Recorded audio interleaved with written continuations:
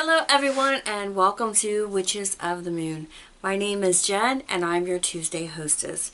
Now this week's topic is all about choosing our own topic. And so I thought about this for quite a while of what to talk about. Since I am new to this channel, there are numerous topics that I could discuss. However, since I've mentioned being part of a paranormal group for quite a few videos, I thought I would talk about that, talk about some of the investigations that I've been on, and answer some of the questions that I'm constantly asked all the time. So first of all, I want to say that our name of our group is Professional Paranormal Investigations, and we do have several members that are part of our group. And the way that we choose our members for our group is based on people that we know. These people have to be very close friends of ours and people that we trust, with anything. If they say they saw something or heard something, then we know these people aren't making it up. And we've gone through quite a few members, some because they've just decided to pursue other things, some because they've moved, others for other reasons that I won't go into. So some of the places that we've investigated obviously are public. Many of our investigations are private homes or businesses. We have investigated schools, and these are schools that are still in session. We've been called in to, like I said, different businesses, from a lawyer's office to,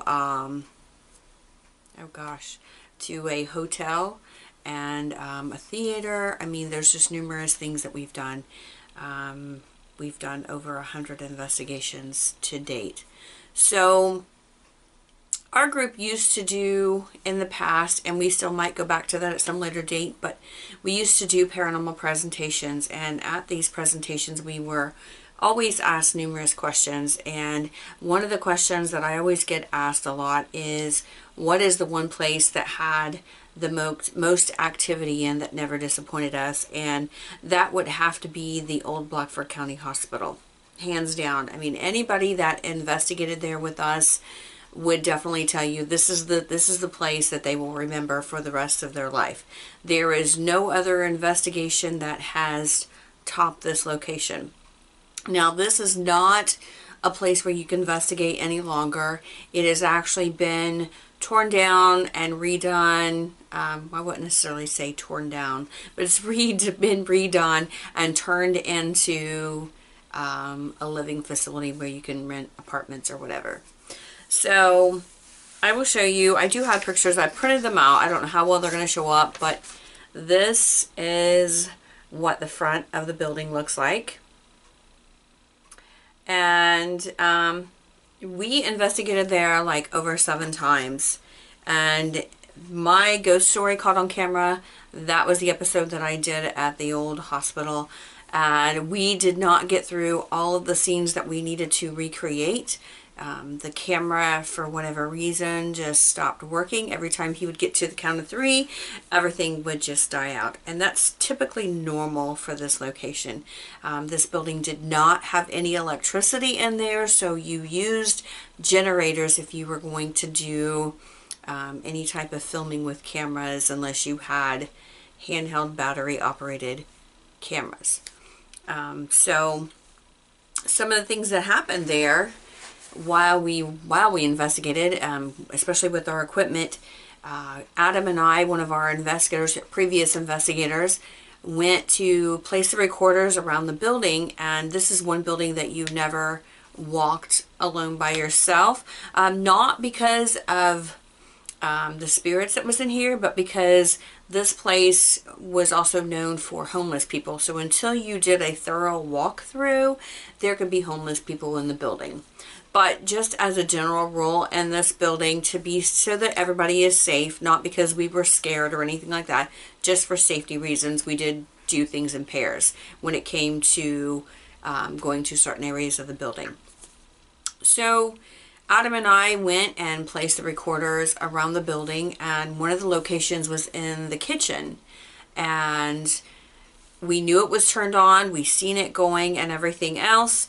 And every time when we would turn on a recorder, we always, and we still do this today, we state the time that it is, the location of the camera of the recorder. If it's in a bedroom, we specify what bedroom. If it's in a kitchen, we specify that, dining room, etc. So we made sure that we knew exactly where that was and everything else. And as we came back through doing our checks on the cameras and everything else, and doing EVP sessions and things like that. And by the way, an EVP session is just asking questions in a room. But while we were doing that, we noticed that the recorder had been turned off. Now, that's typical if the batteries run dead, and there are some locations that will drain batteries. But what was all really interesting was that it was not only turned off, but everything was erased. Like, there wasn't even the sound of Adam and I saying, this is in the kitchen and this is the time. I mean, that was even gone. There was no files whatsoever on the recorder. So that in itself, I mean, that's pretty normal stuff that can happen and has happened. So having said that, on my first trip there, just immediately walking into the building and seeing everything, you wouldn't think anything was wrong with this location. Like, you could literally clean this place up and opened it back up for whatever. Now, after it was no longer a hospital, the people who purchased it, they ran their business out of it and also rented out rooms for other places. And even one of the colleges rented out some of the rooms so that they could have classes there, which was fine until activity started. And there was some pretty negative things in this building. Like I said, the first time walking in, you would have never known it. As the owner's daughter was giving us a tour of the building, things kind of took a different turn for this. And as the night went on, things got a little different. As it got later in the night, this building became a new life in itself. And in one of the rooms, and I do have a picture of it, this room right here, which is basically, it was a nurse's station at one point in time. And in this room, there were a few things that took place. Actually, one of them was with the homeowner's daughter. It was myself, the homeowner's daughter, and I know my husband was there. And there were at least 3 other people in this room. But the homeowner's daughter, or the owner's daughter, was standing next to me, and she had on this vinyl vest, and something took their hand and ran it down the back of her jacket. Now, nobody was standing behind her or anything else. I was the only one next to her. She turns to me and asks me if I had touched her, and it's like, there was no way, because my hands were literally full of equipment. I had my own camera, I had my own recorder, you know, I had numerous things in my hand, so there was no way I could do it. That totally freaked her out. Now, whatever was in this building, let's just say there was a lot of things in this building, because there really were. There were some things in the building that I really just did not care for her. I'm not really sure why. Going back to, let me finish the story with us, and then we'll go into back to the kitchen. Another thing that took place in this room, it was myself, my husband, and 2 other investigators. We were actually sitting on this desk here in the back. And so there wasn't any cameras in this location. Everybody had their flashlights off. We had no cameras on. We had no nothing on. And we're just kind of sitting there, we're listening, and all of a sudden, there was actually a metal table in front of us, or a wooden table actually, and we see this ball of light come out of the wooden table and it just disappears. So we're all immediately looking around, making sure nobody had anything on. It was totally cool. We'd never seen that ever before. Again, that never happened at any other time. So back to what I was saying, going to tell you about the owner's daughter. Whenever we would go past the kitchen, and I don't have this audio, and I really wouldn't play it on here anyways, because whatever was in that kitchen, the males that was in this kitchen, because it was a male's voice, was cussing her up a blue streak. I mean, it was calling her every possible name that you could think of. And so we thought that was kind of interesting that it had happened to her every single time. No matter who was with her, that's what would happen. In this location, you would actually hear a radio playing, and there was no radio playing. We've literally heard that several times. You would go into this room, which was the nursery, and these are the actual beds that they used in the hospital. A lot of things were left in this place, which is kind of interesting. But you would go into the nursery, and there would be the smell of bleach, but yet there was nothing in this. No liquids, no nothing. And then the next time you would go, you wouldn't have any kind of smell. So that in itself was interesting. There was just a lot of things. And then at one point, we were all sitting in the hallway along this, I mean, it's a huge highway. I mean, a hallway, if you think of a hospital, you know how long the hallways are. Well, there are, all the investigators were all sitting there toward the end. There's no windows, there's no doors in this particular hallway we were at.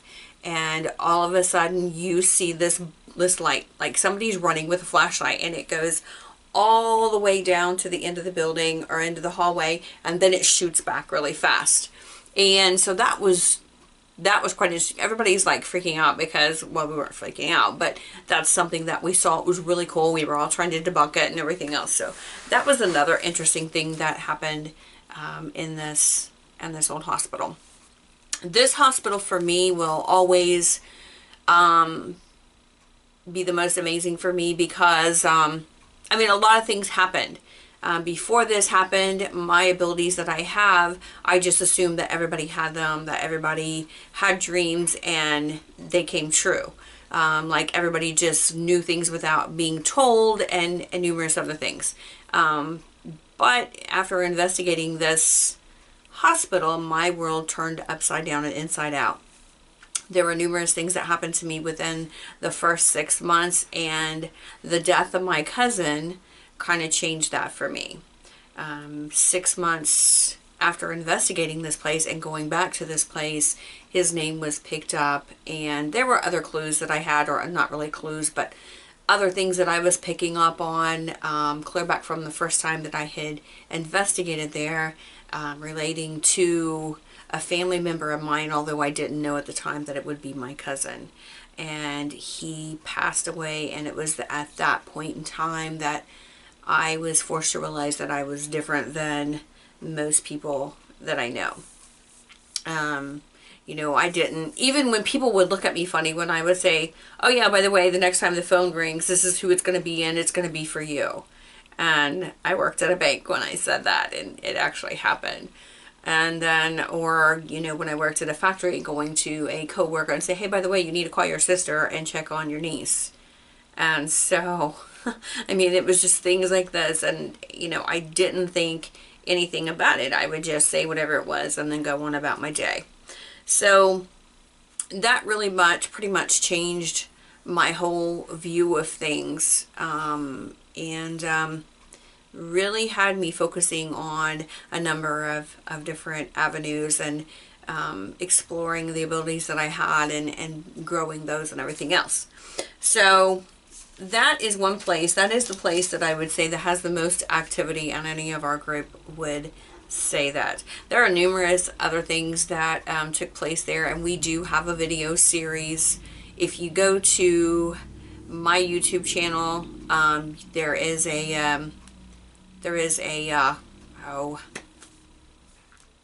series. That's all I can tell you. That's all I can think of. It's PPI Investigations or Paranormal Investigations. I'm not sure.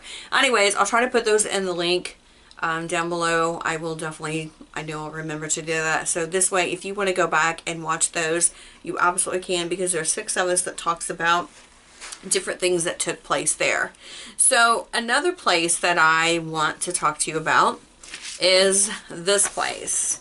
And this is the old haunted jail. Now, this is also in Blackford County, where the old hospital is. Now, this location is still available to investigate in. There's also a speakeasy, although I'm not sure if Dan is allowing investigations in there any longer. I think he was doing some remodeling there, but I'm not really sure. But I do know the jail is open for investigations. And one of the interesting things about this gel is that one of the, well, a few of the EVPs that we picked up, it was quite interesting because you hear this little girl talking, and we didn't just pick her up on one, in one location. No, we picked her up on every floor. There's like 3 levels. So, or well, actually there's 4 if you count the attic. So on every level, you actually pick up the same conversation that this little girl is having. And so it's quite interesting. But for me, before we went to this location for the very first time, my husband actually saw a man in an orange jumpsuit in our kitchen. And the night before we went to this location, I actually, at one point I was awake, but yeah, my eyes were still closed. I was kind of in and out of that. I wasn't in a deep sleep, but I was coming out of my deep sleep, so to speak. But the thing of it is, I could actually feel pressure on my arms, and that's the only time I've ever felt that in my life while I've been sleeping. Not at any other location, not any other time before any investigation. That is the one thing that I felt. And I woke up the next morning and I was looking at my arms, and I literally had bruises on each side of my arms. And the location of where the bruises were, it would have been really hard to put enough pressure like this to leave bruises. So it was quite interesting. And so we go to the jail to do this investigation, and we had a reporter with us from the Greensburg Daily News. We've actually had a few organizations. We've had PBS follow us at one location. I will talk about that. And then we've had the Greensburg Daily News with us at a couple of locations. And this was one of them. And when we first got there, Dan, who is the owner, he was, taking us through the building and showing us around and starting to tell the history. And mind you, it's really hot. There was only one room that had an air conditioner, and that was Dan's office. And I was sitting in there along with everybody else. He was telling us and showing us pictures, and one of the images that he talked about was that prisoners wore orange jumpsuits. And so that was quite interesting. And as I'm sitting there, I'm having this really heavy chest feeling. Not that I'm going to have a heart attack or anything else, but that's my symbol for someone having problems with their chest. I mean, this could be somebody living, could be, most of the time it's somebody that's passed, but it's a heavy chest feeling, and that indicates to me that somebody has passed away, or somebody that's with me at that point in time that is living, has trouble with their chest. It also could mean like a family or friend or whatever. But it got to the point where I wanted to go out and where it was really hot instead of staying in there. And so before I got the chance to ask Dan if the jailer had passed away from a heart attack, he came right out and said that he had passed away from a heart attack. And right after that was said, that feeling went away, and I was fine the rest of the night. And so that was clearly a sign for me that the jailer was still present in this building. We've done several investigations at this location, and it's quite an interesting building. We did pick up a lot of good things. So, I mean, like I said, that is still open if people want to go investigate there. Now, another location that we investigated is this location, and this is Thornhaven Manor. And this location is still open for investigations. Last summer, Steve had some health problems, so he didn't have a lot of things going on. He had closed it for a while until he got better. However, he is feeling better, and I believe they are starting to book investigations now. And that's actually in Newcastle, Indiana. That's approximately hour and a half from where we live.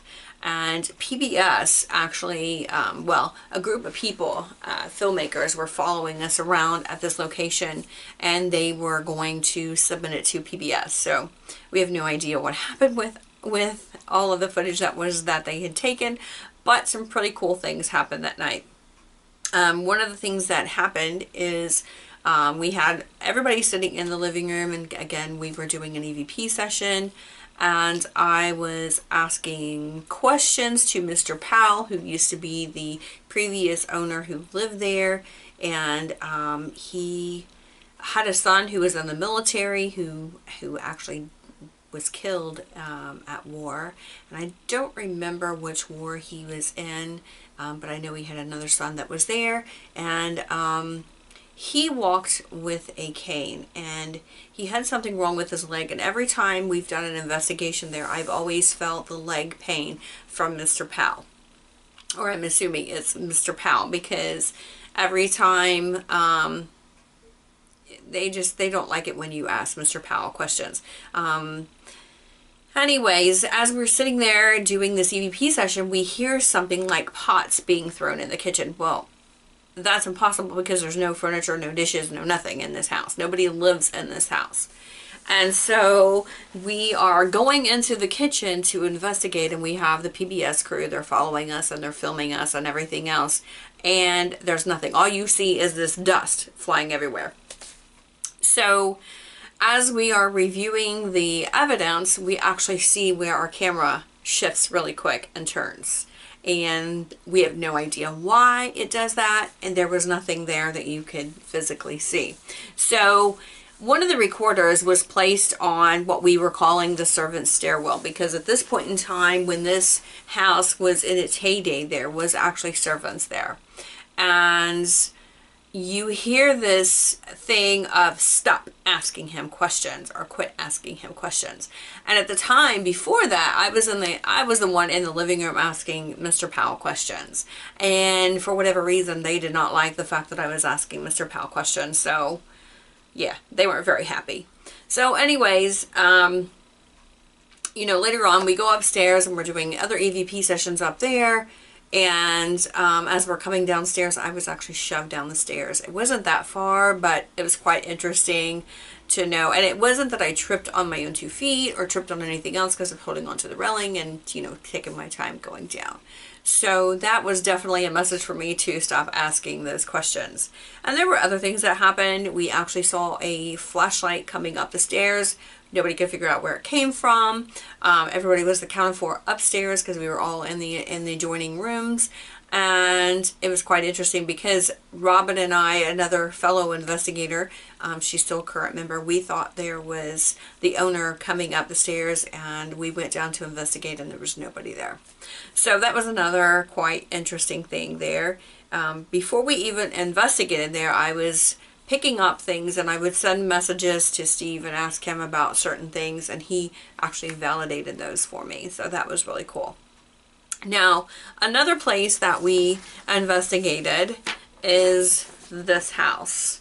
And this is pretty much a well-known haunted location. People actually live in this house still. I don't know if things are going on, but there was a lot of things that took place here. And one quick story I will share with you about this location is we investigated this place twice, and we did a prelim once. And a prelim, a prelim is just where we go and check things out and see what we pick up there without really a lot of equipment to make sure, because some people will make things up just because they want to be part of an investigation. So we check things out, but this was a legit one. One of our previous members knew these people, so they had been there before, and they knew the activity that was going on and everything else. So we had a lot of evidence from the prelim as well as the investigations that we did. On the second investigation, the homeowners did not want to be part of it. So they left and went to the movies. They did, however, come back halfway because they were just going to get some clothes and spend the night at a hotel. We were all standing downstairs talking. There was nobody upstairs, and all on the recorder what you hear is a little girl screaming for her mommy, and then she's being slapped. Like I said, this is a very well-known location for haunted activity, and this place did not disappoint. Here is another picture of a building that is on this property, and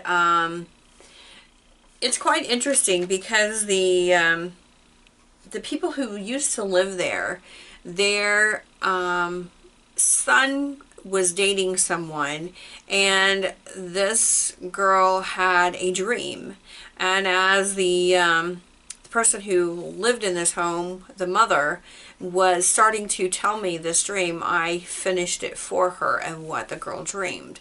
And there was an old man, which I described to her to a T, that I always used to see standing in this doorway when we were there. You know, in one of the buildings, and we couldn't go into it, you could see on the inside, but there was actually shackles on the inside on the wall, which was quite interesting in itself. Like I said, there's a lot of history to this house. People who previously lived there actually came back and was talking to who is now, she's now my friend, but the woman who used to live there with her husband and kids. And yeah, it seemed to affect men, and yeah, it was just a really scary, interesting home. Another thing one of the other things that people always ask me is, do I ever get scared, you know, about investigations or locations? And the answer to that is no. Normally, you know, we don't have members who are afraid of anything, and it's not like me that's the first one in, and it's like I'm not afraid of anything. So, but I always get asked that a lot. The other thing is, people always ask is, you know, what do we investigate? Why do we investigate at night? You know, that kind of thing. The reason why we investigate at night is because there's less activity outside and our senses are kind of heightened, especially for me. I mean, not that I can't pick up things during the day, because I have things happen to me all the time during the day, but at night it's just easier to focus on, you know, the atmosphere or the room or the place that you're at, instead of cars going by or, you know, whatever. So for me, one of the things that I always explain to people is, not only will I pick up things about an investigation that's taking place right then and there in your home, but I may also pick up information or know information and ask you things about them as a person, because I come up with dates and names and all kinds of different things, but also to people who they're related to, they're friends with, you know, whatever happens to come up. Some of the information that I receive and give to them, they actually need to go back and do a little digging, and that has been validated time and time again for me, especially the house that we investigated in Westport. Actually, there's a couple places in Westport that we investigated. And it was really nice to have not only the renters, but the people who owned the house there. And I was walking through the property, I was able to ask a lot of questions, and I picked up on a lot of things. This place was over 100 years old. So coming up with the information that I gave them was very nice for them, and they did some digging and validated all the names and all of the history that I was able to provide them. So, yeah, that's kind of what we do. We do get a lot of phone calls, and I'm normally the one who takes the phone calls and sets up the prelims, and kind of go from there. So, but yeah, those are some of the investigations that we've done. Like I said, we've done over 100, and I could keep going with talking about investigation after investigation, and I want to not do that. But I will share some links, and I think that's really about all that people really ask me, other than, you know, how do you become a paranormal investigator? And there's plenty of ways to do that. You don't really, you know, need to do a lot. So, but anyhow, that's what I have, and I'm going to close it out for now. So I will see you next time. Bye.